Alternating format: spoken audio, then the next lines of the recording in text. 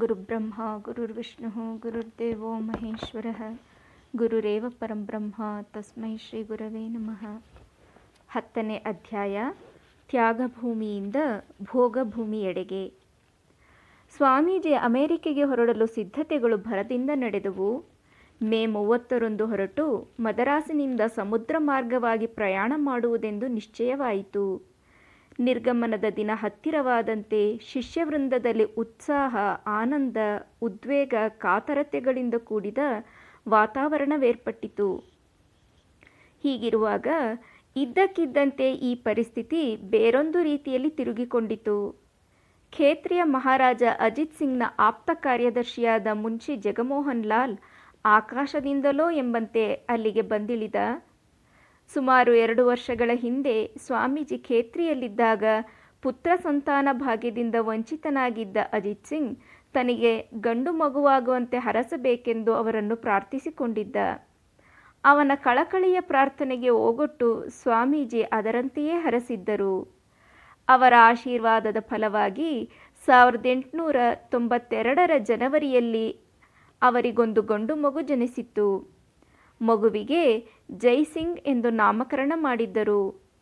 ತನಗೊಬ್ಬ ಉತ್ತರಾಧಿಕಾರಿ ಜನಿಸಿದ್ದರಿಂದ ಅತ್ಯಂತ ಆನಂದಗೊಂಡಿದ್ದ ಮಹಾರಾಜ ಸಮಾರಂಭವೊಂದನ್ನು ವಿಜೃಂಭಣೆಯಿಂದ ಆಚರಿಸಲು ನಿಶ್ಚಯಿಸಿದ್ದ.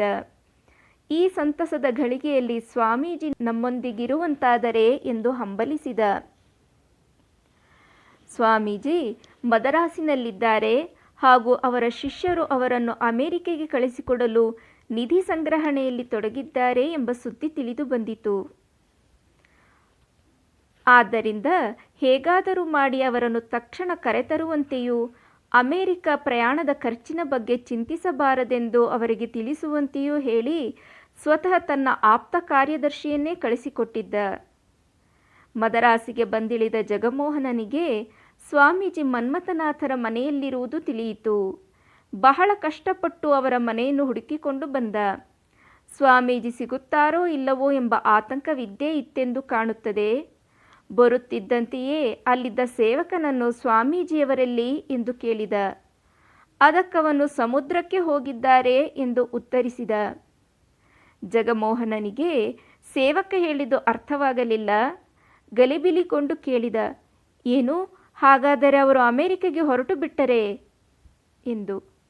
ಅಷ್ಟರಲ್ಲಿ ಕಾವಿ ವಸ್ತ್ರವೊಂದನ್ನು ಮೊಳಗೆ ತಗಲಿ ಹಾಕಿದ್ದು ಕಂಡು ಅವನಿಗೆ ಹೋದ ಜೀವ ಬಂದಂತಾಯಿತು. ಇಲ್ಲ, ಅವರು ಹೋಗಿರಲು ಸಾಧ್ಯವಿಲ್ಲ ಎಂದು ತನ್ನಷ್ಟಕ್ಕೆ ಹೇಳಿಕೊಂಡ. ಆ ಹೊತ್ತಿಗೆ ಸರಿಯಾಗಿ ಮನೆಯ ಮುಂದೆ ಸಾರೋಟು ಬಂದು ನಿಂತ ಶಬ್ದ ಕೇಳಿತು. ತಮ್ಮ ಅತಿಥೇಯರೊಂದಿಗೆ ಸಮುದ್ರ ತೀರಕ್ಕೆ ಹೋಗಿದ್ದ ಸ್ವಾಮೀಜಿ ಕೆಳಗಿಳಿದರು. ತಕ್ಷಣವೇ ಜಗಮೋಹನ ಅವರ ಪಾದಗಳಿಗೆ ಸಾಷ್ಟಾಂಗ ಪ್ರಣಾಮ ಮಾಡಿದ. ಅನಿರೀಕ್ಷಿತವಾಗಿ ಅವನನ್ನು ಕಂಡು ಸ್ವಾಮೀಜಿಗೆ ಆಶ್ಚರ್ಯವಾಯಿತು. ತಾನು ಬಂದ ಸಮಾಚಾರವನ್ನು ಜಗಮೋಹನ ವಿಸ್ತಾರವಾಗಿ ತಿಳಿಸಿ ತನ್ನೊಂದಿಗೆ ಹೊರಡುವಂತೆ ಅವರನ್ನು ಕೇಳಿಕೊಂಡ. ಆಗ ಸ್ವಾಮೀಜಿ, ಜಗಮೋಹನ್, ಅಲ್ಲಿಗೆ ಬರಲು ನಿಜಕ್ಕೂ ನನಗೆ ತುಂಬ ಇಷ್ಟವಿದೆ. ಆದರೆ ನಾನು ಅಮೆರಿಕೆಗೆ ಹೊರಡಲು ಇನ್ನು 1.5 ತಿಂಗಳು ಮಾತ್ರ ಉಳಿದಿದೆ. ಅಷ್ಟರಲ್ಲೇ ಇನ್ನೂ ಎಷ್ಟೋ ಸಿದ್ಧತೆಗಳಾಗಬೇಕಿದೆ. ಹೀಗಿರುವಾಗ ನಾನು ಅಷ್ಟು ದೂರ ಹೇಗೆ ಬರಲಿ? ನಾನು ಮತ್ತೆಂದಾದರೂ ಖಂಡಿತ ಬರುತ್ತೇನೆ ಎಂದರು.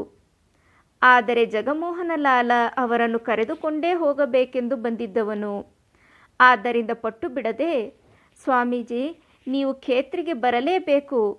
ಕಡೆಗೆ ಒಂದೇ ಒಂದು ದಿನದ ಮಟ್ಟಿಗಾದರೂ ಸರಿಯೇ. ನೀವೇನಾದರೂ ಬರದೇ ಇದ್ದರೆ ಮಹಾರಾಜರಿಗೆ ತಡೆಯಲಾರದ ದುಃಖ, ನಿರಾಶೆಯಾಗುತ್ತದೆ. ಅಮೆರಿಕೆಗೆ ಹೊರಡುವುದರ ಬಗ್ಗೆ ನೀವು ಏನೇನೂ ಚಿಂತಿಸಬೇಕಿಲ್ಲ. ನಮ್ಮ ಮಹಾರಾಜರು ಅದೆಲ್ಲವನ್ನೂ ನೋಡಿಕೊಳ್ಳುತ್ತಾರೆ. ಈಗ ಸುಮ್ಮನೆ ನನ್ನೊಂದಿಗೆ ಬಂದು ಬಿಡಿ ಎಂದು ಬಲವಂತ ಮಾಡಿದ. ಕಟ್ಟ ಕಡೆಗೆ ಸ್ವಾಮೀಜಿ ಒಪ್ಪಿಕೊಳ್ಳಲೇಬೇಕಾಯಿತು. ತಮ್ಮ ಪ್ರಯಾಣದ ಖರ್ಚಿಗಾಗಿ ಶಿಷ್ಯರು ಮೊದಲ ಸಲ ಸಂಗ್ರಹಿಸಿದ ವಂತಿಗೆ ಬಹಳ ಕಡಿಮೆ ಇದ್ದುದನ್ನು ಕಂಡಾಗ ಸ್ವಾಮೀಜಿ ಉತ್ತರ ಭಾರತಕ್ಕೆ ಹೋಗಿ ತಮ್ಮ ಅನುಯಾಯಿಗಳಾದ ರಾಜರನ್ನೆಲ್ಲ ಮತ್ತೆ ಕಾಣುವ ಬಗ್ಗೆ ಆಲೋಚಿಸಿದ್ದರು. ಆದರೆ ಅಲ್ಲಿಗೆ ಹೋದರೆ ಅವರಿಂದ ಬಿಡಿಸಿಕೊಂಡು ಬರುವುದೇ ಕಷ್ಟವಾಗಬಹುದೆಂದು ಊಹಿಸಿ ಆ ಆಲೋಚನೆಯನ್ನು ಕೈಬಿಟ್ಟಿದ್ದರು. ಈಗ ಮತ್ತೆ ಅಲ್ಲಿ ಹೋಗಲೇಬೇಕಾದ ಪರಿಸ್ಥಿತಿಯೊದಗಿದೆ. ಅವರ ಅಮೆರಿಕ ಪ್ರಯಾಣದ ಬಗ್ಗೆ ಮತ್ತೆ ಮಾತುಕತೆ ನಡೆದು ಮದರಾಸಿನ ಬದಲು ಮುಂಬಯಿಯಿಂದ ಹೊರಡುವುದೆಂದು ನಿರ್ಧಾರವಾಯಿತು. ಈಗ ಸ್ವಾಮೀಜಿ ಮದರಾಸಿನಿಂದ ಖೇತ್ರಿಗೆ ಹೊರಟು ನಿಂತರು. ಹೊರಡುವ ದಿನ ಅತ್ಯಂತ ಹೃದಯಸ್ಪರ್ಶಿಯಾದ ದೃಶ್ಯವೇರ್ಪಟ್ಟಿತು. ಶಿಷ್ಯರೆಲ್ಲ ಸ್ವಾಮೀಜಿಯ ಪಾದಗಳಿಗೆ ಸಾಷ್ಟಾಂಗ ಪ್ರಣಾಮ ಮಾಡಿ ಆಶೀರ್ವದಿಸುವಂತೆ ಬೇಡಿಕೊಂಡರು. ಎಲ್ಲರನ್ನೂ ಸ್ವಾಮೀಜಿ ಹೃತ್ಪೂರ್ವಕವಾಗಿ ಹರಸಿದರು. ಅವರೊಂದಿಗೆ ಎಲ್ಲರೂ ರೈಲು ನಿಲ್ದಾಣಕ್ಕೆ ಬಂದರು. ಟ್ರೈನು ಹೊರಡುತ್ತಿದ್ದಂತೆ ಶಿಷ್ಯರೆಲ್ಲ ಆಕಾಶ ಮಾರ್ದನಿಸುವಂತೆ ಜಯಕಾರ ಮಾಡಿದರು. ಸ್ವಾಮೀಜಿ ಬಾಗಿಲಲ್ಲಿ ನಿಂತು ಆಶೀರ್ವಾದ ಪೂರ್ವಕವಾಗಿ ಬಲಗೈಯನ್ನು ಬೀಸುತ್ತಿದ್ದಂತೆ ಟ್ರೈನು ಸಾಗಿ ಕಣ್ಮರೆಯಾಯಿತು. ಶಿಷ್ಯರು ಕಣ್ಣೊರೆಸಿಕೊಂಡು ಬರಿದಾದ ಹೃದಯದೊಂದಿಗೆ ಹಿಂದಿರುಗಿದರು. ಖೇತ್ರಿಗೆ ಹೋಗುವ ದಾರಿಯಲ್ಲಿ ಸ್ವಾಮೀಜಿ ಮುಂಬಯಿ ಹಾಗೂ ವಾಪಿಂಗನದಲ್ಲಿ ಕೆಲ ದಿನಗಳ ಮಟ್ಟಿಗೆ ಇಳಿದುಕೊಂಡರು. ಮುಂಬಯಿಯಲ್ಲಿ ಅವರು ಅಮೆರಿಕೆಗೆ ಹೋಗುವ ಹಡಗಿನಲ್ಲಿ ತಮ್ಮ ಸ್ಥಳವನ್ನು ಕಾದಿರಿಸಿಕೊಳ್ಳಬೇಕಾದ ಕೆಲಸವಿತ್ತು. ಇಲ್ಲಿ ಅವರು ಒಬ್ಬ ಪಂಡಿತನ ಮನೆಯಲ್ಲಿ ಇಳಿದುಕೊಂಡರು. ಅದೇ ಸಮಯಕ್ಕೆ ಕರಾಚಿಯಿಂದ ದೋಣಿಯಲ್ಲಿ ಮುಂಬಯಿಗೆ ಬಂದಿದ್ದ ಬ್ರಹ್ಮಾನಂದರು, ತುರಿಯಾನಂದರು ಹೇಗೋ ಸ್ವಾಮೀಜಿಯ ಇರವನ್ನು ಕಂಡುಕೊಂಡು ಪಂಡಿತನ ಮನೆಗೆ ಬಂದು ಬಿಟ್ಟರು. ಅನಿರೀಕ್ಷಿತವಾಗಿ ತಮ್ಮ ಪ್ರಿಯ ಗುರುಭಾಯಿಗಳನ್ನು ಕಂಡು ಸ್ವಾಮೀಜಿ ಆನಂದಾಶ್ಚರ್ಯಗೊಂಡರು. ಬಳಿಕ ಇವರಿಬ್ಬರನ್ನು ತಮ್ಮ ಆತಿಥೇಯನಾದ ಪಂಡಿತ ಅಷ್ಟೊಂದು ಆದರದಿಂದ ನೋಡಿಕೊಳ್ಳಲಾರನೆಂದು ಊಹಿಸಿ ಅವರೊಂದಿಗೆ ಕಾಳಿಪದ ಘೋಷ್ ಎಂಬವನ ಮನೆಗೆ ಹೋದರು. ಶ್ರೀರಾಮಕೃಷ್ಣರ ಗೃಹೀಭಕ್ತನಾದ ಕಾಳಿಪದ ಮುಂಬಯಿಯಲ್ಲಿ ಉದ್ಯೋಗದಲ್ಲಿದ್ದ. ಈ ಮೂವರನ್ನು ಅವನು ಅತ್ಯಾದರದಿಂದ ಸ್ವಾಗತಿಸಿದ. ಅವರಿಗೆ ಮುಂಬಯಿಯ ಅನೇಕ ಪ್ರೇಕ್ಷಣೀಯ ಸ್ಥಳಗಳನ್ನು ತೋರಿಸಿದ. ತಾವು ಅಮೆರಿಕೆಗೆ ಹೋಗಲಿರುವ ವಿಷಯವನ್ನು ತಮ್ಮ ಗುರುಭಾಯಿಗಳಿಗೆ ತಿಳಿಸಿದ ಸ್ವಾಮೀಜಿ ತುರಿಯಾನಂದರಿಗೆ ಹೇಳುತ್ತಾರೆ, ಹರಿಭಾಯ್, ಅಲ್ಲಿ ಏನೇನು ನಡೆಯುತ್ತಿದೆ ಎಂದು ನೀನು ಕೇಳಿದ್ದೀಯೋ ಅವೆಲ್ಲ ಇದಕ್ಕಾಗಿಯೇ ಅಲ್ಲಿ ಪ್ರತಿಯೊಂದು ವ್ಯವಸ್ಥೆಯೂ ಆಗುತ್ತಿದೆ ಎಂದು ನುಡಿದರು.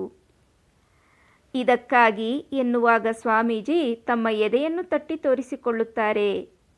ಎಂದರೆ ಅಮೆರಿಕೆಯಲ್ಲಿ ವಿಶ್ವಧರ್ಮ ಸಮ್ಮೇಳನವೆಂಬುದು ಏರ್ಪಾಡಾಗುತ್ತಿರುವುದು ತಮಗಾಗಿಯೇ. ತಾವು ಆ ವಿಶ್ವವೇದಿಕೆಯ ಮೇಲೆ ನಿಂತು ಸರ್ವಧರ್ಮಗಳ ಸಮನ್ವಯದ ಸಂದೇಶವನ್ನು, ಸನಾತನ ಹಿಂದೂ ಧರ್ಮದ ಘನತೆಯನ್ನು ಸಾರುವುದಕ್ಕಾಗಿಯೇ ಎಂಬುದು ಅವರ ಮಾತಿನ ಅರ್ಥ. ಇದೀಗ ಅವರ ಆತ್ಮವಿಶ್ವಾಸ ಎಷ್ಟರ ಮಟ್ಟಿಗೆ ಜಾಗೃತವಾಗಿದೆ ಎಂಬುದನ್ನು ನಾವಿಲ್ಲಿ ನೋಡಬಹುದು. ಸ್ವಾಮೀಜಿ ಕಾಳಿಪದ ಘೋಷನ ಮನೆಯಲ್ಲಿದ್ದಾಗ ಪ್ರತಿದಿನವೂ ಹಲವಾರು ಜನ ಅವರ ದರ್ಶನಾರ್ಥಿಗಳಾಗಿ ಬರುತ್ತಿದ್ದರು. ಇವರೊಂದಿಗೆ ಸ್ವಾಮೀಜಿ ಧಾರ್ಮಿಕ, ಆಧ್ಯಾತ್ಮಿಕ ವಿಚಾರಗಳ ಕುರಿತಾಗಿ ಸಂಭಾಷಣೆ, ಪ್ರವಚನಗಳನ್ನು ನಡೆಸುತ್ತಿದ್ದರು. ಆದರೆ ಒಂದು ಸಂಜೆ ಅವರಿಗೆ ಸ್ವಲ್ಪ ಅನಾರೋಗ್ಯವಾಗಿತ್ತು. ಆದ್ದರಿಂದ ಅಂದಿನ ಮಟ್ಟಿಗೆ ತಮ್ಮ ಬದಲು ಮಾತನಾಡುವಂತೆ ತುರಿಯಾನಂದರನ್ನು ಕೇಳಿಕೊಂಡರು. ತುರಿಯಾನಂದರು ಒಲ್ಲದ ಮನಸ್ಸಿನಿಂದಲೇ ಒಪ್ಪಿಕೊಂಡು ಅಂದು ಕೆಲವು ಮಾತುಗಳನ್ನಾಡಿದರು. ಅವರು ತ್ಯಾಗ ವೈರಾಗ್ಯಕ್ಕೆ ವಿಶೇಷ ಒತ್ತು ಕೊಟ್ಟು ಮಾತನಾಡಿರಬೇಕು. ಆದ್ದರಿಂದ ಆಮೇಲೆ ಸ್ವಾಮೀಜಿ ಅವರಿಗೆ ಹೇಳಿದರು, ಹರಿಭಾಯ್, ಏನಿದು, ಅವರೆಲ್ಲ ಗೃಹಸ್ಥರು ಎಂಬುದನ್ನು ಮರೆತು ಬಿಟ್ಟೆಯಾ? ನೀನು ಅವರಿಗೆ ಸಂಪೂರ್ಣ ತ್ಯಾಗ ವೈರಾಗ್ಯಗಳ ಬಗ್ಗೆ ಹೇಳಿಬಿಟ್ಟೆಯಲ್ಲ. ನೀನೊಬ್ಬ ಸನ್ಯಾಸಿಯಾಗಿರಬಹುದು, ಆದರೆ ಅವರೆಲ್ಲ ಸಂಸಾರಸ್ಥರು. ಅವರಿಗೆ ಉಪಯೋಗವಾಗುವಂತಹ ಇನ್ನೇನಾದರೂ ವಿಷಯಗಳನ್ನು ಹೇಳಬೇಕಾಗಿತ್ತು. ನೀನು ಹೇಳಿದ್ದನ್ನು ಕೇಳಿ ಅವರೆಲ್ಲ ಹೆದರಿ ಕಂಗಾಲಾಗಿ ಬಿಡುತ್ತಾರೆ. ಆದ್ದರಿಂದ ಅವರಿಗೆ ಸುಲಭವಾಗಿ ಎಟುಕುವಂತಹ ವಿಚಾರಗಳನ್ನು ತಿಳಿಸಿಕೊಡಬೇಕಿತ್ತು. ಸ್ವಾಮೀಜಿ ಹೀಗೆ ಆಕ್ಷೇಪಿಸಿದಾಗ ತುರಿಯಾನಂದರು ತಮ್ಮ ಕಷ್ಟವನ್ನು ವಿವರಿಸಿದರು. ಹೌದು, ನೀನು ಹೇಳುವುದು ಸರಿಯೇ. ಆದರೆ ಏನಾಯಿತೆಂದರೆ, ನಾನು ಹೇಳುತ್ತಿರುವುದನ್ನೆಲ್ಲ ನೀನು ಕೇಳಿಸಿಕೊಳ್ಳುತ್ತಿದ್ದೀಯೇ ಎಂಬ ಭಯವಿತ್ತು. ಆದ್ದರಿಂದ ಇವರಿಗೆ ಸಣ್ಣ ಪುಟ್ಟ ವಿಚಾರಗಳನ್ನೆಲ್ಲ ಹೇಳಬಾರದು, ಸ್ವಲ್ಪ ತೂಕವಾದ ವಿಷಯಗಳನ್ನೇ ಹೇಳಬೇಕು ಎಂದು ಆಲೋಚಿಸಿ ಹಾಗೆ ಮಾತನಾಡಿದೆ ಅಷ್ಟೇ ಎಂದರು. ಮುಂಬಯಿಯಲ್ಲಿ ಕೆಲ ದಿನಗಳಿದ್ದು ಸ್ವಾಮೀಜಿ ಜಗಮೋಹನನೊಂದಿಗೆ ಖೇತ್ರಿಗೆ ಹೊರಟರು. ಬ್ರಹ್ಮಾನಂದರು, ತುರಿಯಾನಂದರು ಅಬು ರಸ್ತೆಯ ನಿಲ್ದಾಣದವರೆಗೂ ಬಂದು ಅಲ್ಲಿಂದ ತಮ್ಮ ದಾರಿ ತಾವು ಹಿಡಿದರು. ಜೈಪುರದವರೆಗೂ ಸ್ವಾಮೀಜಿ ಟ್ರೈನಿನಲ್ಲಿ ಪ್ರಯಾಣ ಮಾಡಿದರು. ಉಳಿದ ದೂರವನ್ನು ಗಾಡಿಯಲ್ಲಿ ಕ್ರಮಿಸಿ ಏಪ್ರಿಲ್ 21ರಂದು ಸಂಜೆಯ ಹೊತ್ತಿಗೆ ಖೇತ್ರಿ ನಗರವನ್ನು ತಲುಪಿದರು. ಆಗ ಖೇತ್ರಿಯಲ್ಲಿ ಅತ್ಯಂತ ವಿಜೃಂಭಣೆಯಿಂದ ಉತ್ಸವ ನಡೆಯುತ್ತಿತ್ತು. ಇಡೀ ಅರಮನೆಯೇ ದೀಪಗಳಿಂದ ಬೆಳಗುತ್ತಿತ್ತು. ನವಜಾತ ರಾಜಕುಮಾರನನ್ನು ಸ್ವಾಗತಿಸಲು ಸಮಸ್ತ ನಗರವೇ ಸಿಂಗರಿಸಿಕೊಂಡು ಸಿದ್ಧವಾದಂತಿತ್ತು. ಎಲ್ಲೆಲ್ಲೂ ಸಂಗೀತ, ನೃತ್ಯ, ರಂಜನೆಗಳು ನಡೆಯುತ್ತಿದ್ದವು. ಸ್ವಾಮೀಜಿಯನ್ನು ಹೊತ್ತ ಸಾರೋಟು ಅರಮನೆಯ ಬಳಿಗೆ ಬರುತ್ತಿದ್ದಂತೆಯೇ ಅವರಿಗೆ ಭವ್ಯ ಸ್ವಾಗತ ನೀಡಲಾಯಿತು. ಖೇತ್ರಿ ರಾಜ್ಯದ ಹಾಗೂ ನೆರೆ ರಾಜ್ಯಗಳ ಹಲವಾರು ಪ್ರಮುಖ ವ್ಯಕ್ತಿಗಳಿಂದ ಆವೃತನಾಗಿ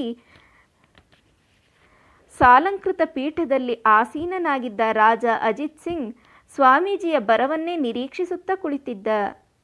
ಮುನ್ಷಿ ಜಗಮೋಹನ ಲಾಲ್ ಅವರನ್ನು ಸಾಂಪ್ರದಾಯಿಕವಾಗಿ ಕರೆತಂದಾಗ ರಾಜ ತನ್ನ ಪರಮಪೂಜ್ಯ ಗುರುವಿಗೆ ಉದ್ದಂಡ ಪ್ರಣಾಮ ಮಾಡಿದ. ಸ್ವಾಮೀಜಿ ಅವನನ್ನು ಆಶೀರ್ವದಿಸಿ ಮೇಲೆತ್ತಿದರು. ಬಳಿಕ ಅಲ್ಲಿ ಉಪಸ್ಥಿತರಿದ್ದವರೆಲ್ಲ ಅವರಿಗೆ ಬಾಗಿ ನಮಿಸಿದರು. ಅನಂತರ ಸ್ವಾಮೀಜಿಯನ್ನು ಅವರಿಗಾಗಿ ಕಾದಿರಿಸಿದ್ದ ಗೌರವಾಸನದ ಬಳಿಗೆ ಕರೆದೊಯ್ಯಲಾಗುತ್ತಿದ್ದಂತೆ ಆಸ್ಥಾನ ಗಾಯಕರು ಸ್ವಾಗತ ಗೀತೆಯೊಂದನ್ನು ಹಾಡಿದರು. ಬಳಿಕ ರಾಜ ಅಲ್ಲಿ ನೆರೆದಿದ್ದ ಮಹಾಸಭಿಕರಿಗೆ ಔಪಚಾರಿಕವಾಗಿ ಸ್ವಾಮೀಜಿಯ ಪರಿಚಯ ಮಾಡಿಕೊಟ್ಟ. ಅವರ ಅಪಾರ ಕೃಪೆಯ ಫಲವಾಗಿಯೇ ತನಗೆ ಈ ಗಂಡು ಸಂತಾನವಾಯಿತು ಎಂದು ಹೇಳಿದ. ಅಲ್ಲದೆ ಸನಾತನ ಧರ್ಮವನ್ನು ಪ್ರಸಾರ ಮಾಡುವುದಕ್ಕಾಗಿ ಅವರು ಅಮೆರಿಕೆಗೆ ಹೋಗಲಿದ್ದಾರೆ ಎಂಬುದನ್ನು ತಿಳಿಸಿದ. ಇದನ್ನು ಕೇಳಿ ಸಭಿಕರೆಲ್ಲ ಸಂತೋಷದಿಂದ ಕರತಾಡನ ಮಾಡಿದರು. ಬಳಿಕ ಸ್ವಾಮೀಜಿಯವರಿಂದ ಆಶೀರ್ವಾದ ಮಾಡಿಸಲು ಮಗುವನ್ನು ಅಂತಃಪುರದಿಂದ ಕರೆತರಲಾಯಿತು. ರಾಜ ಆನಂದದಲ್ಲಿ ಮೈಮರೆತಿದ್ದ. ಸ್ವಾಮೀಜಿ ಖೇತ್ರಿಯಲ್ಲಿ ಈ ಸಲ ಸುಮಾರು 3 ವಾರಗಳವರೆಗೆ ಉಳಿದುಕೊಂಡರು. ರಾಜನೊಂದಿಗೆ ಹಲವಾರು ವಿಷಯಗಳ ಬಗ್ಗೆ ಮಾತನಾಡುತ್ತಾ ತಮ್ಮ ಹೆಚ್ಚಿನ ಸಮಯವನ್ನು ಕಳೆದರು. ಅವರನ್ನು ಬೀಳ್ಕೊಡಲು ಅಜಿತ್ ಸಿಂಗನಿಗೆ ಇಷ್ಟವೇ ಇಲ್ಲ. ಇನ್ನಷ್ಟು ದಿನ ಸ್ವಾಮೀಜಿ ಇಲ್ಲಿಯೇ ಇರಲಿ ಎಂದು ಅವನ ಬಯಕೆ. ಕಡೆಗೆ ಸ್ವಾಮೀಜಿ, ನಾನಿನ್ನು ಮುಂಬಯಿಗೆ ಹೊರಡಲೇಬೇಕು. ಅಮೆರಿಕೆಗೆ ಹೋಗಲು ನಾನಿನ್ನೂ ಸಿದ್ಧತೆಗಳನ್ನು ಮಾಡಿಕೊಳ್ಳಬೇಕಾಗಿದೆ ಎಂದಾಗ ಅವರನ್ನು ಕಳಿಸಿಕೊಡಲು ಒಪ್ಪಲೇಬೇಕಾಯಿತು. ಅವರೊಂದಿಗೆ ತಾನೂ ಜೈಪುರದವರೆಗೆ ಹೋಗಲು ಅವನು ಇಚ್ಛಿಸಿದ. ಆದರೆ ಹಾಗೆ ಮಾಡದಿರುವಂತೆ ಸ್ವಾಮೀಜಿ ಅವನ ಮನವೊಲಿಸಿದರು. ಮೇ 10ರಂದು ಬೀಳ್ಕೊಡುಗೆಯ ಸಮಾರಂಭವೊಂದನ್ನು ಆಚರಿಸಲಾಯಿತು. ಬಳಿಕ ಸ್ವಾಮೀಜಿ ಮುನ್ಷಿ ಜಗಮೋಹನ್ ಲಾಲ್ನೊಂದಿಗೆ ಗಾಡಿಯಲ್ಲಿ ಹೊರಟರು. ಮುಂಬಯಿಯವರೆಗೂ ಹೋಗಿ ಅಲ್ಲಿಂದ ಸ್ವಾಮೀಜಿ ಅಮೆರಿಕೆಗೆ ಹೊರಡಲು ಬೇಕಾದ ಸಕಲ ವ್ಯವಸ್ಥೆಗಳನ್ನು ಮಾಡಿ ಬರುವಂತೆ ಮಹಾರಾಜನು ಜಗಮೋಹನನಿಗೆ ತಿಳಿಸಿದ್ದ. ಇನ್ನು ಮುಂದೆ ತಮ್ಮನ್ನು ಸಚ್ಚಿದಾನಂದ, ವಿವಿಧಿಶಾನಂದ ಮೊದಲಾದ ಹೆಸರುಗಳಿಗೆ ಬದಲಾಗಿ ಸ್ವಾಮಿ ವಿವೇಕಾನಂದ ಎಂಬ ಹೆಸರಿನಿಂದಲೇ ಕರೆದುಕೊಳ್ಳುವಂತೆ ಅಜಿತ್ ಸಿಂಗ್ ಅವರನ್ನು ಬೇಡಿಕೊಂಡಿದ್ದ. ಅದಕ್ಕೊಪ್ಪಿ ಸ್ವಾಮೀಜಿ ತಮ್ಮನ್ನು ವಿವೇಕಾನಂದರೆಂಬ ಹೆಸರಿನಿಂದಲೇ ಕರೆದುಕೊಳ್ಳಲಾರಂಭಿಸಿದರು ಮತ್ತು ಆ ಹೆಸರಿನಿಂದಲೇ ವಿಶ್ವವಿಖ್ಯಾತರಾದರು. ಮುಂಬಯಿಗೆ ಹೋಗುವ ದಾರಿಯಲ್ಲಿ ಸ್ವಾಮೀಜಿ ಅಬು ರಸ್ತೆಯ ನಿಲ್ದಾಣದ ಬಳಿ ಹಿಂದೆ ಪರಿವ್ರಾಜಕ ದಿನಗಳಲ್ಲಿ ತಮ್ಮ ಅತಿಥೇಯನಾಗಿದ್ದ ಒಬ್ಬ ರೈಲ್ವೆ ನೌಕರನ ಮನೆಯಲ್ಲಿ ಒಂದು ರಾತ್ರಿ ಉಳಿದುಕೊಂಡರು. ಸ್ವಾಮೀಜಿ ಈ ದಾರಿಯಾಗಿ ಹೋಗುತ್ತಾರೆಂದು ತಿಳಿದು ಬ್ರಹ್ಮಾನಂದರು, ತುರಿಯಾನಂದರು ಮೌಂಟ್ ಅಬುವಿನಿಂದ ಇಷ್ಟು ದೂರ ಪ್ರಯಾಣ ಮಾಡಿ ಬಂದಿದ್ದರು. ಮರುದಿನ ಅಲ್ಲಿಂದ ಹೊರಡುವ ಮುನ್ನ ಸ್ವಾಮೀಜಿ ತುರಿಯಾನಂದರಿಗೆ, ರಾಖಾಲನನ್ನು ಅವನಷ್ಟಕ್ಕೆ ಬಿಟ್ಟು ನೀನು ಮಠಕ್ಕೆ ಹಿಂದಿರುಗು. ಅಲ್ಲಿ ಗುರುಮಹಾರಾಜರ ಕಾರ್ಯ ಮಾಡುತ್ತಾ ಮಠದ ಅಭಿವೃದ್ಧಿಯ ಕಡೆಗೆ ಗಮನ ಕೊಡು ಎಂದು ಆಜ್ಞೆ ಮಾಡಿದರು. ತಾವು ಪರಿವ್ರಾಜಕರಾಗಿ ಸುತ್ತುತ್ತಿದ್ದರೂ ಸ್ವಾಮೀಜಿಗೆ ಮಠದ ಕುರಿತಾದ ಚಿಂತೆ ಇದ್ದೇ ಇತ್ತು ಎಂಬುದು ಇಲ್ಲಿ ವ್ಯಕ್ತವಾಗುತ್ತದೆ. ತಮ್ಮ ಗುರುಭಾಯಿಗಳೊಂದಿಗೆ ಮಾತನಾಡುತ್ತಾ ಸ್ವಾಮೀಜಿ ತಮ್ಮ ಅಂತರಂಗದಲ್ಲಿ ದಾವಾನಲದಂತೆ ಕುದಿಯುತ್ತಿದ್ದ ಭಾವನೆಗಳನ್ನು ಹೊರಗೆಡವಿದರು. ಅವರು ಅಮೆರಿಕೆಗೆ ಹೋಗುವ ಮೊದಲು ಅವರನ್ನು ಕಡೆಯ ಬಾರಿ ಭೇಟಿ ಮಾಡಿದ ಈ ಸಂದರ್ಭವನ್ನು ನೆನಪಿಸಿಕೊಂಡು ಮುಂದೊಮ್ಮೆ ಸ್ವಾಮಿ ತುರಿಯಾನಂದರು ಹೇಳುತ್ತಾರೆ, ಅಂದು ಸ್ವಾಮೀಜಿ ಆಡಿದ ಮಾತುಗಳೆಲ್ಲ ನನ್ನ ಮನಸ್ಸಿನ ಮೇಲೆ ಅಚ್ಚಳಿಯದ ಮುದ್ರೆಯೊತ್ತಿವೆ. ಅವರು ಅತ್ಯಂತ ಕಳಕಳಿಯಿಂದ ತಮ್ಮ ಭಾವದಾಳದಿಂದ ಆಡಿದ ಪ್ರತಿಯೊಂದು ಶಬ್ದವೂ ಪ್ರತಿಯೊಂದು ಉಚ್ಚಾರವೂ ಇಂದಿಗೂ ನನ್ನ ಕಿವಿಗಳಲ್ಲಿ ಪ್ರತಿಧ್ವನಿಸುತ್ತಿದೆ. ಅವರು ಹೇಳಿದರು, ಹರಿಭಾಯ್, ನೀನು ಯಾವುದನ್ನು ಧರ್ಮ ಎಂದು ಕರೆಯುತ್ತೀಯೋ ಅದೆಲ್ಲ ನನಗಿನ್ನೂ ಅರ್ಥವಾಗುತ್ತಿಲ್ಲ. ಹೀಗೆ ಹೇಳುತ್ತಿರುವಾಗಲೇ ಅವರ ಮುಖವನ್ನು ಒಂದು ತೀವ್ರ ದುಃಖದ ಭಾವ ಆವರಿಸಿಕೊಂಡಿತು. ಉದ್ವೇಗದಿಂದ ಅವರ ಇಡೀ ಶರೀರ ಅದುರಲಾರಂಭಿಸಿತು. ತಮ್ಮ ಎದೆಯ ಮೇಲೆ ಕೈಯನ್ನಿಟ್ಟುಕೊಂಡು ಅವರು ಮತ್ತೆ ಉದ್ಗರಿಸಿದರು, ಆದರೆ ನನ್ನ ಹೃದಯ ಮಾತ್ರ ತುಂಬ ವಿಶಾಲಗೊಂಡಿದೆ. ನಾನೀಗ ಭಾವಿಸುವುದನ್ನು ಕಲಿತಿದ್ದೇನೆ. ನಂಬು ನನ್ನನ್ನು, ನಾನೀಗ ನಿಜಕ್ಕೂ ಅತ್ಯಂತ ಗಾಢವಾಗಿ ಭಾವಿಸಬಲ್ಲೆ ಎಂದು ಹೇಳುವಷ್ಟರಲ್ಲೇ ಭಾವಾತಿಶಯದಿಂದ ಅವರ ಸ್ವರ ಗದ್ಗದವಾಯಿತು. ಮತ್ತೆ ಅವರ ಬಾಯಿಂದ ಮಾತು ಹೊರಡದಾಯಿತು. ಅವರ ಕಂಗಳಿಂದ ಅಶ್ರುಧಾರೆ ಹರಿಯಲಾರಂಭಿಸಿತು. ಸ್ವಲ್ಪ ಹೊತ್ತಿನವರೆಗೆ ಗಾಢ ನೀರವತೆ ತಾನೇ ತಾನಾಯಿತು. ಮುಂದೆ ಈ ಘಟನೆಯನ್ನು ತಮ್ಮ ಶಿಷ್ಯರೆದುರು ಬಣ್ಣಿಸುತ್ತಿದ್ದಂತೆ ತುರಿಯಾನಂದರಿಗೆ ಭಾವಬುಕ್ಕಿ ಬಂದಿತು. ಅವರ ಕಣ್ಣುಗಳಲ್ಲೂ ನೀರು ತುಂಬಿತು. ತಮ್ಮ ಭಾವಾವೇಶವನ್ನು ಬಲವಂತವಾಗಿ ಒತ್ತಿ ಹಿಡಿಯುತ್ತಾ ಸ್ವಲ್ಪ ಹೊತ್ತು ಹಾಗೇ ಸುಮ್ಮನೆ ಕುಳಿತರು. ಬಳಿಕ ದೀರ್ಘ ಶ್ವಾಸ ಬಿಡುತ್ತಾ ಮತ್ತೆ ಹೇಳಿದರು, ಸ್ವಾಮೀಜಿ ಹಾಗೆ ಮಾತನಾಡಿದಾಗ ನನ್ನ ಮನಸ್ಸಿನಲ್ಲಿ ಸುಳಿದ ಭಾವನೆ ಏನೆಂದು ಊಹಿಸಬಲ್ಲೆಯಾ? ನನಗನ್ನಿಸಿತು, ಇವೆಲ್ಲ ಬುದ್ಧ ಭಗವಂತನ ಮಾತುಗಳಲ್ಲವೇ? ಈ ಭಾವನೆಗಳೆಲ್ಲ ತದ್ವತ್ ಬುದ್ಧನದೇ ಅಲ್ಲವೇ ಎಂದು. ಮಾನವತೆಯ ದುಃಖ ಸಂಕಟಗಳೇ ಅವರ ವ್ಯಕ್ತಿತ್ವದಲ್ಲಿ ಮಿಡಿಯುವುದನ್ನು ನಾನು ಸ್ಪಷ್ಟವಾಗಿ ಕಂಡೆ. ಅವರ ಹೃದಯವು ಮನುಕುಲದ ಕಷ್ಟ ಕಾರ್ಪಣ್ಯಗಳನ್ನೆಲ್ಲ ಗುಣಪಡಿಸುವ ಯಾವುದೋ ಒಂದು ಮುಲಾಮು ತಯಾರಾಗುತ್ತಿದ್ದ ಕೊಳಗದಂತಿತ್ತು ಎಂದು ತುರಿಯಾನಂದರು ಹೇಳುತ್ತಾರೆ. ಸಮಸ್ತ ಭಾರತದಲ್ಲಿ ತಾಂಡವವಾಡುತ್ತಿದ್ದ ದಾರಿದ್ರ್ಯ, ರೋಗ, ಅಜ್ಞಾನ, ಮೌಢ್ಯಗಳನ್ನೆಲ್ಲ ಕಂಡು ಸ್ವಾಮೀಜಿಯ ಮನಸ್ಸು ಜರ್ಜರಿತವಾಗಿತ್ತು. ಸಾಲದ್ದಕ್ಕೆ ಆಗ ಭಾರತವು ಪಾರತಂತ್ರ್ಯದ ಶೃಂಖಲೆಯಲ್ಲಿ ಸಿಕ್ಕಿಬಿದ್ದಿತ್ತು. ಆಂಗ್ಲರ ದಬ್ಬಾಳಿಕೆ ಪರಮಾವಧಿಯಲ್ಲಿದ್ದ ಕಾಲ ಅದು. ಒಬ್ಬ ಯಕಶ್ಚಿತ್ ಐರೋಪ್ಯನು ಭಾರತೀಯನನ್ನು ಹೀಯಾಳಿಸುತ್ತಿದ್ದ. ಆದರೆ ಹೀಗೆ ಆತ್ಮಗೌರವಕ್ಕೆ ಧಕ್ಕೆ ತರುವ ಸಂದರ್ಭ ಉಂಟಾದಾಗಲೆಲ್ಲ ಸ್ವಾಮೀಜಿ ಅದನ್ನು ತೀವ್ರವಾಗಿ ಪ್ರತಿಭಟಿಸುತ್ತಿದ್ದರು. ಈಗ ಅವರು ಅಬುವಿನ ರೈಲು ನಿಲ್ದಾಣದಲ್ಲಿದ್ದಾಗಲೇ ಇಂತಹ ಒಂದು ಘಟನೆ ನಡೆಯಿತು. ಮೊದಲನೇ ದರ್ಜೆಯ ಬೋಗಿಯಲ್ಲಿ ಜಗಮೋಹನಲಾಲನೊಂದಿಗೆ ಕುಳಿತಿದ್ದ ಸ್ವಾಮೀಜಿ ತಮ್ಮ ವಿಶ್ವಾಸಿಯಾದ ಒಬ್ಬ ಬಂಗಾಳಿ ಸಭ್ಯನೊಂದಿಗೆ ಮಾತನಾಡುತ್ತಿದ್ದರು. ಈತನು ಒಬ್ಬ ರೈಲ್ವೆ ನೌಕರನೇ. ಟ್ರೈನು ಹೊರಡುವವರೆಗೂ ಅವರೊಂದಿಗೆ ಮಾತನಾಡಲು ಈತ ಅಲ್ಲಿ ಕುಳಿತಿದ್ದ. ಆಗ ಅಲ್ಲಿಗೆ ಬಂದ ಒಬ್ಬ ಐರೋಪ್ಯ ಟಿಕೆಟ್ ಕಲೆಕ್ಟರ್ ಟಿಸಿ ಯಾವುದೋ ಇಲ್ಲದ ಕಾನೂನನ್ನು ತೆಗೆದು ಇಳಿಯಯ್ಯ ಕೆಳಗೆ ಎಂದು ಈತನಿಗೆ ಒರಟಾಗಿ ಹೇಳಿದ. ತಾನು ಐರೋಪ್ಯ, ಬಿಳಿ ಚರ್ಮದವನು ಎಂಬಷ್ಟೇ ಕಾರಣಕ್ಕೆ ಅವನ ಈ ಜಬರದಸ್ತು. ಆದರೆ ಆ ಬಂಗಾಳಿ ವ್ಯಕ್ತಿಯು ರೈಲ್ವೆಯವನೇ ಆದ್ದರಿಂದ ನಾನು ಕೆಳಗಿಳಿಯಬೇಕೆಂಬುದಕ್ಕೆ ಯಾವ ಕಾನೂನೂ ಇಲ್ಲ ಎಂದು ಸೌಮ್ಯವಾಗಿಯೇ ಪ್ರತಿಭಟಿಸಿದ. ಆಗ ಆ ಟಿಸಿಗೆ ಈ ಭಾರತೀಯ ತನಗೇ ಎದುರುತ್ತರ ಕೊಡುತ್ತಾನಲ್ಲ ಎಂದು ಇನ್ನಷ್ಟು ಸಿಟ್ಟೇರಿತು. ಇದನ್ನು ಕಂಡು ಸ್ವಾಮೀಜಿ ಮಧ್ಯೆ ಪ್ರವೇಶಿಸಿದರು. ತಕ್ಷಣ ಅವನು ಇವರ ಕಡೆಗೆ ತಿರುಗಿ, ತುಮ್ ಕಾಹೆ ಬಾತ್ ಕರ್ತೆ ಹೋ, ನೀನ್ಯಾರಯ್ಯ ಮಧ್ಯೆ ಮಾತನಾಡುವುದಕ್ಕೆ ಎಂದು ತೀಕ್ಷ್ಣವಾಗಿ ಹೇಳಿದ. ಹಿಂದಿಯಲ್ಲಿ ತುಮ್ ಎಂದರೆ ನೀನು ಎಂದರ್ಥ. ಈ ಶಬ್ದವನ್ನು ನಮ್ಮ ಸ್ನೇಹಿತರನ್ನು ಇಲ್ಲವೇ ನಮಗಿಂತ ಕೆಳಗಿನವರನ್ನು ಸಂಬೋಧಿಸುವಾಗ ಉಪಯೋಗಿಸಬಹುದು. ಆದರೆ ಸಮಾನ ಸ್ಕಂದರನ್ನು ಇಲ್ಲವೇ ನಮಗಿಂತ ಮೇಲಿನವರನ್ನು ಅಥವಾ ಅಪರಿಚಿತರನ್ನು ಸಂಬೋಧಿಸುವಾಗ ಆಪ್, ನೀವು ಅಥವಾ ತಾವು ಎಂದೇ ಹೇಳಬೇಕು. ಆ ಟಿಸಿ ಅವಮರ್ಯಾದೆಯಾಗಿ ಮಾತನಾಡಿದಾಗ ಸ್ವಾಮೀಜಿಗೆ ಕೋಪ ಬಂದಿತು. ಈತ ತಮ್ಮನ್ನು ನೀನು ಎಂದು ಕರೆದನೆಂಬ ಕಾರಣಕ್ಕಾಗಿ ಮಾತ್ರವಲ್ಲ, ತಾನು ಐರೋಪ್ಯ, ಈ ಭಾರತೀಯರು ತಮ್ಮ ಗುಲಾಮರು ಎಂಬ ಅವನ ಧೋರಣೆಯನ್ನು ಕಂಡು. ತಕ್ಷಣ ಸ್ವಾಮೀಜಿ ಇಂಗ್ಲಿಷಿನಲ್ಲಿ ಆರ್ಭಟಿಸಿದರು. ಏನು ತುಮ್ ಎನ್ನುತ್ತಿದ್ದೀರಲ್ಲ, ಏನು ಸಮಾಚಾರ? ಮರ್ಯಾದೆಯಾಗಿ ನಡೆದುಕೊಳ್ಳಲು ಬರುವುದಿಲ್ಲವೇ? ಮೊದಲನೇ ಮತ್ತು ಎರಡನೇ ದರ್ಜೆಯ ಪ್ರಯಾಣಿಕರೊಂದಿಗೆ ವ್ಯವಹರಿಸುವವರು ನೀವು. ನೋಡಿದರೆ ನಿಮಗೇ ಸಭ್ಯತೆ ಎಂದರೇನೆಂದು ತಿಳಿದಿಲ್ಲ. ಆಪ್ ಎಂದು ಹೇಳಲು ಬರುವುದಿಲ್ಲವೇ ಎಂದರು. ಹೀಗೆ ಸ್ವಾಮೀಜಿ ದಬಾಯಿಸಿದಾಗ ಆ ಟಿ.ಸಿ. ತಣ್ಣಗಾಗಿ ಕ್ಷಮೆ ಕೇಳಲು ಹೊರಟ. ಕ್ಷಮಿಸಬೇಕು, ನನಗೆ ಹಿಂದಿ ಚೆನ್ನಾಗಿ ಬರುವುದಿಲ್ಲ. I only wanted this man to,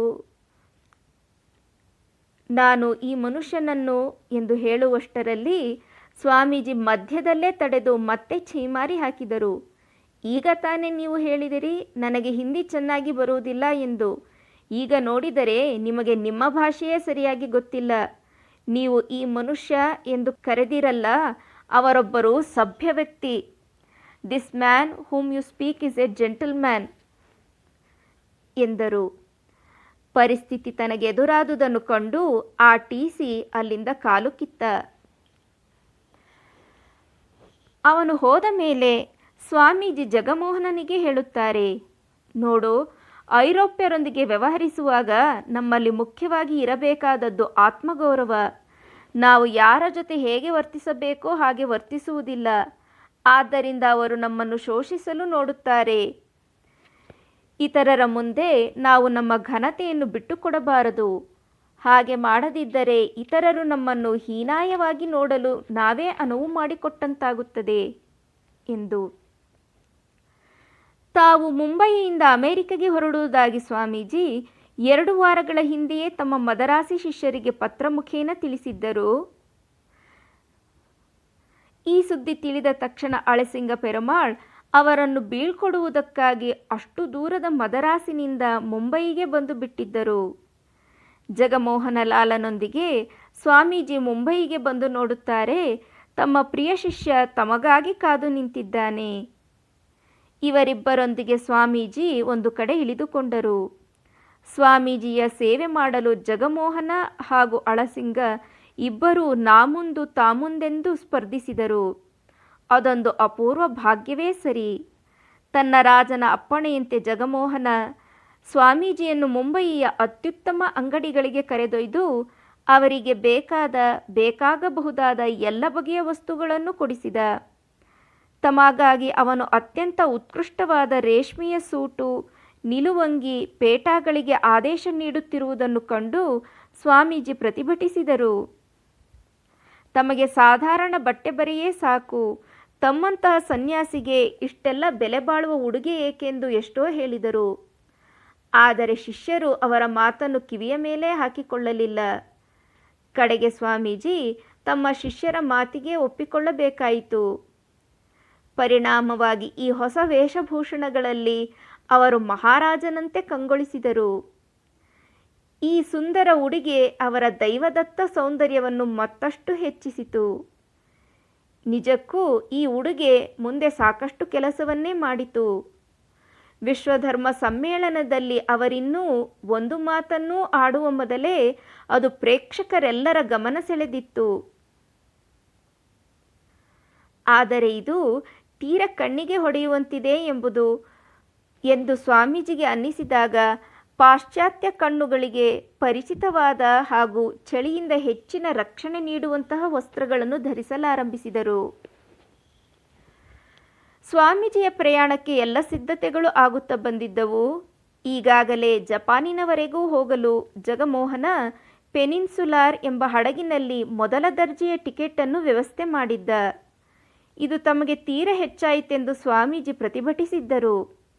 ಆದರೆ ಜಗಮೋಹನ ಮಹಾರಾಜರ ಗುರುಗಳು ಮಹಾರಾಜರಂತೆಯೇ ಪ್ರಯಾಣಿಸಬೇಕು ಎಂದು ಅವರನ್ನು ಸುಮ್ಮನಾಗಿಸಿದ್ದ. ಹಡಗು ಮೇ ತಿಂಗಳ 31ರಂದು ಮುಂಬಯಿಯಿಂದ ಹೊರಡಲಿತ್ತು. ಜಪಾನಿನಿಂದ ವ್ಯಾಂಕೋವರ್ವರೆಗೆ ಮತ್ತೊಂದು ಹಡಗಿನಲ್ಲಿ ಸ್ಥಳವನ್ನು ಕಾದಿರಿಸಲಾಗಿತ್ತು. ಸ್ವಾಮೀಜಿಗೆ ಬೇಕಾದ ವಸ್ತುಗಳನ್ನೆಲ್ಲ ಕೊಡಿಸಿದ ಮೇಲೆ ಜಗಮೋಹನ ಸಾಕಷ್ಟು ಹಣ ತುಂಬಿದ್ದ ಪರ್ಸೊಂದನ್ನು ಅವರ ಕೈಯಲ್ಲಿಟ್ಟ. ಮುಂಬಯಿಯಲ್ಲಿ ಕಡೆಯ ಕೆಲವು ದಿನಗಳನ್ನು ಸ್ವಾಮೀಜಿ ಧ್ಯಾನ ಪ್ರಾರ್ಥನೆಗಳಲ್ಲಿ ಕಳೆದರು. ತಮ್ಮ ಮುಂದಿರುವ ಮಹಾಕಾರ್ಯಕ್ಕೆ ಮೌನವಾಗಿ ಸಿದ್ಧರಾದರು. ಕೆಲವೊಮ್ಮೆ ತಮ್ಮ ಹಳೆಯ ಸ್ನೇಹಿತರನ್ನು ಭೇಟಿಯಾದರಲ್ಲದೆ ಅಲ್ಲಲ್ಲಿ ಪ್ರವಚನಗಳನ್ನು ನೀಡಿದರು. ಮತ್ತೆ ಮತ್ತೆ ಅವರ ಮನಸ್ಸು ಬಹುದೂರದ ಬಂಗಾಳದಲ್ಲಿರುವ ಆಲಂಬಜಾರಿನ ಮಠಕ್ಕೆ ಹಾರಿ ಹೋಗುತ್ತಿತ್ತು. ಮಠ ಹೇಗೆ ನಡೆಯುತ್ತಿರಬಹುದು, ತಮ್ಮ ಪ್ರೀತಿಯ ಗುರುಭಾಯಿಗಳು ಹೇಗಿರಬಹುದು ಎಂದು ಅದು ಚಿಂತಿಸುತ್ತಿತ್ತು. ಶ್ರೀರಾಮಕೃಷ್ಣರ ಕೃಪೆಯಿಂದ ಎಲ್ಲವೂ ಚೆನ್ನಾಗಿರಲೇಬೇಕು ಎಂದು ಹಾರೈಸಿದರು. ಆದರೆ ಇತ್ತ ಮಠದಲ್ಲಿ ಅವರ ಗುರುಭಾಯಿಗಳು ತಮ್ಮ ಪ್ರಾಣಸಖ ನರೇಂದ್ರನ ಮಧುರ ಸ್ಮರಣೆ ಮಾಡುತ್ತಿದ್ದರು. ನಮ್ಮ ನರೇನ್ ಈಗ ಎಲ್ಲಿರಬಹುದೋ, ಏನು ಮಾಡುತ್ತಿರಬಹುದೋ ಎಂದು ತಮ್ಮಲ್ಲೇ ಕೇಳಿಕೊಳ್ಳುತ್ತಿದ್ದರು. ತಮ್ಮ ನರೇಂದ್ರನಿಗೆ ಶುಭವಾಗಲಿ ಎಂದು ಶ್ರೀರಾಮಕೃಷ್ಣರಲ್ಲಿ ಮೊರೆಯಿಡುತ್ತಿದ್ದರು. ಕೊನೆಗೂ ಹೊರಡುವ ದಿನ ಬಂದೇ ಬಿಟ್ಟಿತು. ಸ್ವಾಮೀಜಿ ಸಿದ್ಧರಾಗಿ ನಿಂತರು. ಆದರೆ ಹಡಗಿನ ಪ್ರಯಾಣಕ್ಕೆ ಸಂಬಂಧಿಸಿದ ವಿಧಿ ನಿಯಮಗಳು, ಆ ಜನಸಂದಣಿ, ಗಲಭೆ, ಅಷ್ಟೊಂದು ವೈಯಕ್ತಿಕ ಸಾಮಾನು ಸರಂಜಾಮುಗಳು ಇವೆಲ್ಲ ಅವರಿಗೆ ತೀರಾ ಹೊಸದು. ಇವೆಲ್ಲ ಅವರಿಗೆ ಕಸಿವಿಸಿಯುಂಟು ಮಾಡುತ್ತಿದ್ದವು. ಜೊತೆಗೆ ಅವರ ಸ್ನೇಹಿತರ ಶಿಷ್ಯರೆಲ್ಲ ಸೇರಿ ಅವರು ರೇಷ್ಮೆಯ ನಿಲುವಂಗಿ ಹಾಗೂ ರೇಷ್ಮೆಯ ರುಮಾಲನ್ನು ಧರಿಸುವಂತೆ ಮಾಡಿದ್ದರು. ಈ ಅದ್ದೂರಿಯ ಉಡುಗೆಯನ್ನು ಧರಿಸಲು ಅವರಿಗೆ ಸಂಕೋಚವೆನಿಸುತ್ತಿತ್ತು. ಅವರ ಹೃದಯದಲ್ಲಿ ಮಾತ್ರ ಭಾರತದ ಹಾಗೂ ತಮ್ಮ ಮುಂದಿನ ಕಾರ್ಯದ ಕುರಿತಾದ ನೂರಾರು ಭಾವನೆಗಳು ನಾಟ್ಯವಾಡುತ್ತಿದ್ದವು. ಈ ಎಲ್ಲ ಆಲೋಚನೆಗಳನ್ನು ಹೊತ್ತು ಸ್ವಾಮೀಜಿ ಹಡಗನ್ನು ಪ್ರವೇಶಿಸಿದರು. ಜಗಮೋಹನ ಹಾಗೂ ಅಳಸಿಂಗ ಇಬ್ಬರೂ ಅವರೊಂದಿಗೆ ಹೋಗಿ ಮಾತನಾಡುತ್ತಾ ನಿಂತರು. ಹಡಗು ಹೊರಡುವ ಸಮಯವಾಯಿತು. ಗಾಂಗ್ ಬಾರಿಸಿತು. ಇಬ್ಬರೂ ಸ್ವಾಮೀಜಿಯ ಪಾದಗಳಿಗೆ ಸಾಷ್ಟಾಂಗ ಪ್ರಣಾಮ ಮಾಡಿದರು. ಬಳಿಕ ಅಶ್ರುನಯನರಾಗಿ ಹಡಗನ್ನು ಬಿಟ್ಟು ಬಂದರು. ಹಡಗು ತೂಗಾಡುತ್ತಾ ನಿಧಾನವಾಗಿ ಜರುಗಿತು. ಹಡಗಿನ ಅಂಗಳದಲ್ಲಿ ರಾಜಯೋಗ್ಯ ದಿರಿಸನ್ನು ಧರಿಸಿ ಮಂದಸ್ಮಿತವದನರಾಗಿ ನಿಂತಿದ್ದ ಸ್ವಾಮೀಜಿಯನ್ನು ಅವರು ಕಣ್ಮರೆಯಾಗುವವರೆಗೂ ನೋಡಿದರು. ಹಡಗಿನ ಅಂಚಿನಲ್ಲಿ ತಮ್ಮ ಪ್ರೀತಿಯ ಭರತ ಭೂಮಿಯನ್ನೇ ದಿಟ್ಟಿಸುತ್ತ ನಿಂತ ಸ್ವಾಮೀಜಿ ತಮ್ಮ ಪ್ರೀತಿಪಾತ್ರರಾದ ಎಲ್ಲರಿಗೂ ಅಲ್ಲಿಂದಲೇ ಆಶೀರ್ವಾದಗಳನ್ನು ಕೋರಿದರು. ಅವರ ವಿಶಾಲ ನೇತ್ರಗಳು ಕಣ್ಣೀರಿನಿಂದ ಮಂಜಾದುವು. ಅವರ ಉದಾತ್ತ ಮೃದು ಹೃದಯ ಭಾವಭರಿತವಾಯಿತು. ಪರಮಗುರು ಶ್ರೀರಾಮಕೃಷ್ಣರನ್ನು, ಜಗನ್ಮಾತೆ ಶ್ರೀ ಶಾರದಾದೇವಿಯವರನ್ನು, ಅವರೀರ್ವರ ಪುತ್ರರಾದ ತಮ್ಮ ಸನ್ಯಾಸಿ ಸೋದರರನ್ನು ಸ್ಮರಿಸಿದರು. ಮತ್ತೆ ಅಪ್ರಯತ್ನವಾಗಿ ಸಮಸ್ತ ಭಾರತವೇ ಅವರ ಮನಸ್ಸು ಬುದ್ಧಿಗಳನ್ನಾವರಿಸಿತು. ಭಾರತದ ದಿವ್ಯ ಸಂಸ್ಕೃತಿ ಪರಂಪರೆಯನ್ನು ಭಾವಿಸಿ ನೋಡಿದರು. ಮರುಕ್ಷಣ ಭಾರತದ ದುಃಖ ದಾರಿದ್ರ್ಯಗಳು ಅವರ ಕಣ್ಮುಂದೆ ಬಂದು ನಿಂತವು. ಬಳಿಕ ಸನಾತನ ಋಷಿ ಪರಂಪರೆಯನ್ನು, ವೇದ ಧರ್ಮದ ಉತ್ಕೃಷ್ಟತೆಯನ್ನು ಸ್ಮರಿಸಿ ಅವರ ಹೃದಯ ಹಿಗ್ಗಿತು. ಇವುಗಳನ್ನೆಲ್ಲ ಭಾವಿಸುತ್ತಿದ್ದಂತೆ ಅವರ ಹೃದಯದಲ್ಲಿ ಮಾತೃಭೂಮಿಯ ಮೇಲಿನ ಅಭಿಮಾನ, ಪ್ರೀತಿ, ಗೌರವಗಳು ಮಹಾಪೂರವಾಗಿ ಉಕ್ಕಿದವು. ಈಗ ತಾವು ಹೊರಟಿರುವ ಸಂಪದ್ಭರಿತ ಆಧುನಿಕ ಅಮರಾವತಿಯಾದ ಅಮೆರಿಕೆಯ ಚಿತ್ರ ಅವರ ಮನಪಟಲದ ಮೇಲೆ ಮೂಡಿತು. ಭೋಗವೇ ಬದುಕಿನ ಪರಮೋಚ್ಚ ಧ್ಯೇಯವೆಂದು ನಂಬಿ ನಡೆವ ಪಾಶ್ಚಾತ್ಯರ ಜೀವನ ವಿಧಾನದ ಬಗ್ಗೆ ಆಲೋಚಿಸಿದರು. ಸ್ವಾಮೀಜಿ ತಮ್ಮೊಳಗೆ ಹೇಳಿಕೊಂಡರು, ಹೌದು, ನಾನೀಗ ತ್ಯಾಗಭೂಮಿಯಿಂದ ಭೋಗಭೂಮಿಯೆಡೆಗೆ ಸಾಗುತ್ತಿದ್ದೇನೆ ಎಂದು. ಆದರೆ ಅವರು ಆ ಭೋಗಭೂಮಿಗೆ ಹೋಗುತ್ತಿರುವುದು ಭೋಗವನ್ನು ಅನುಭವಿಸುವುದಕ್ಕಲ್ಲ, ತ್ಯಾಗ ಯೋಗಗಳನ್ನು ಬೋಧಿಸಲು. ಅಲ್ಲಿ ಅವರಿಗೆ ಕಾದಿರುವುದು ಭೋಗವಲ್ಲ, ತಮ್ಮ ಜೀವನವನ್ನೇ ಮಾತೃಭೂಮಿಗಾಗಿ ತೇಯುವ ತ್ಯಾಗ. ಇಹಲೋಕದಲ್ಲಿ ಅವರ ಜೀವಿತಾವಧಿ ಇನ್ನು ಕೇವಲ 9 ವರ್ಷಗಳು.